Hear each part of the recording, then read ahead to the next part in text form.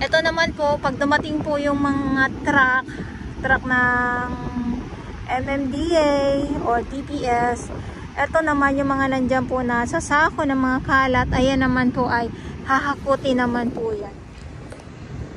9:47 ng umaga, Dolomite Beach pa din po tayo. Matindi si bagyong Enteng dahil ng bagyong Karina. Habagat ay hindi ganito kadami yung kanyang iniwan. Yung ngayon si bagyong Enteng, eto po, grabe. Tapos may mga paparating pa po. Yan, so ito yung update natin. Magandang umaga at ngayon ay September 3, 2024. Kamusta naman po kayo? Lalong-lalo na po sa aking mga viewers dito lang po sa Pilipinas. Ingat po ang lahat dahil ay baha. Bumaha sa iba't ibang lugar. Ayan, so andito pa din po yung ating mga warriors ang ating MMDA. Nandito sila sa may unahan, naglilinis. Umuulan kanina, nadatnan ko sila. Grabe. Ayan, so sa mga gusto po palang mag-volunteers, ayan, tara dito sa tara po dito sa Dolomite. Punta lang po kayo dito. Mas maganda, mas madami para mas mapadali po ang paglilinis or para madali po makita na maging liwanag po ang Dolomite Beach po. Ayan. So dito naman po yung ating kalat dito lang. Okay? Dito lang po sa side na to or dito sa Dalampasigan. Dito ay wala. Talagang talagang binungkal ng husto ni bagyong Enteng dahil ay yung mga naglalakihang mga kahoy nandito, kitang-kita naman po natin yan. Grabe si Enteng. At dito mismo sa gitna walang tambak na basura. Mayroon iilan lang, kumbaga mga lang. Ito naman po ay mga tinga-tinga lang.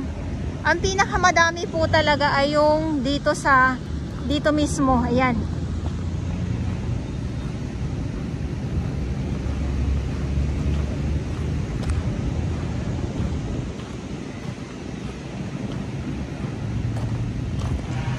Ito naman po ay madaling linisin. Kasi nga ang mga plastic, more on mga plastic po yung nandito na napadpad at siyempre, may mga kahoy pa din po talaga tayong nakikita.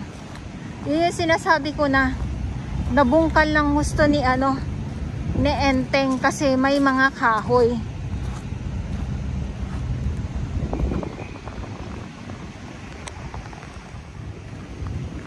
Eto ayan. Ito ang ating dambuhalang bato. Entrance, ang ating mga security guard. Galing na tayo dito. Diyan tayo galing. May mga kapulisan pa din po tayo na nandito sa loob. So ang basura ay wala dito. Hindi tambak dito sa pinakagitna, kundi ang tambak ay dito mismo sa Dalampasigan.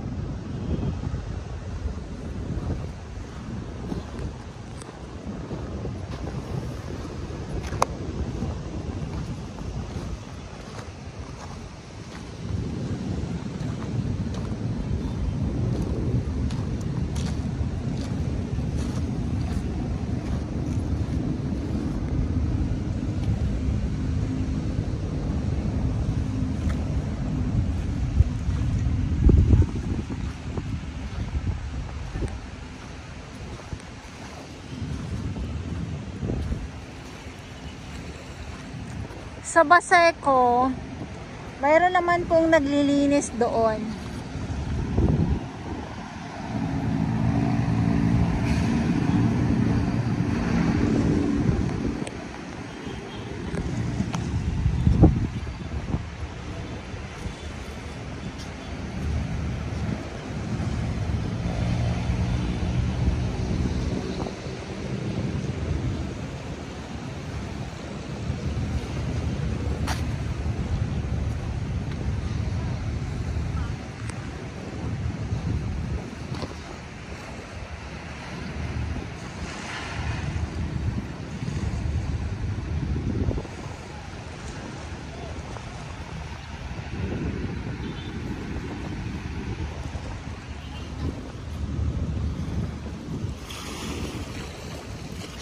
Hindi ko lang alam kung ito ba ay pa-low tide or pa-high tide. Alam mo, ano to yung ano ng makina sa ano, sa bangka. Yun.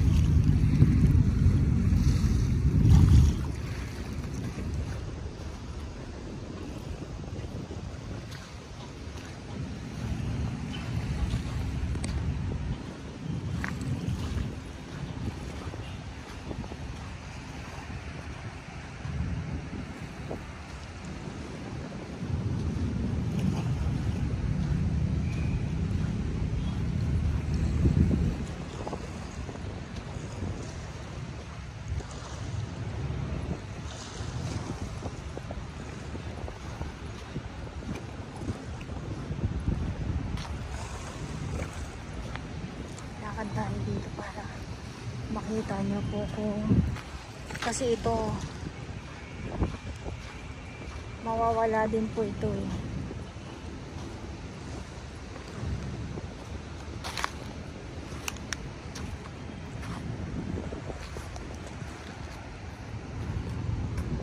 ayan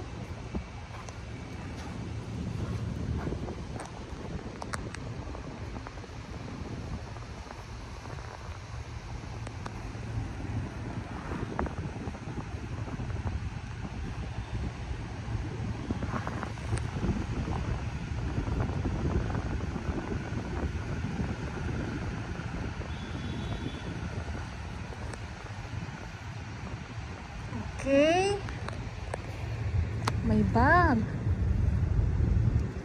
Ayun may bag bag.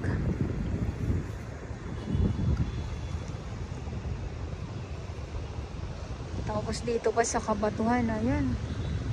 Pumasok na ng ano talaga. Wala talagang pipiliin itong mga basura hanggang kung saan sila makakasiksik. Talagang sisiksik po talaga sila.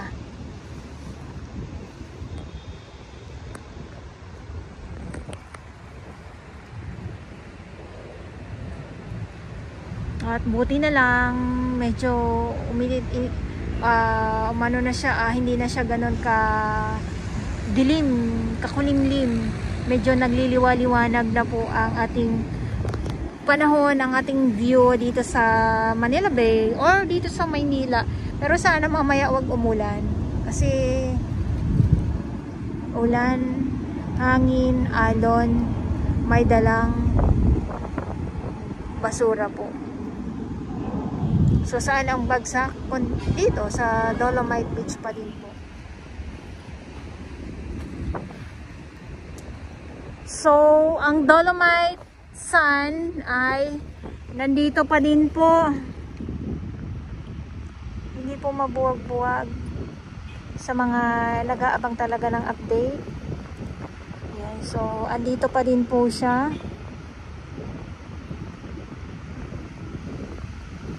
May naglilinis. Andyan sila, pahinga ng panandalian ng ating mga MMDA at Dolly Topad. At ito naman ay mawawala din po ito. Okay, sa aking mga viewers, talaga naman ang inaabangan po ninyo ay ang mawala po ang Dolomite Sun. Hindi po siya mawala. Nandito lang din po siya.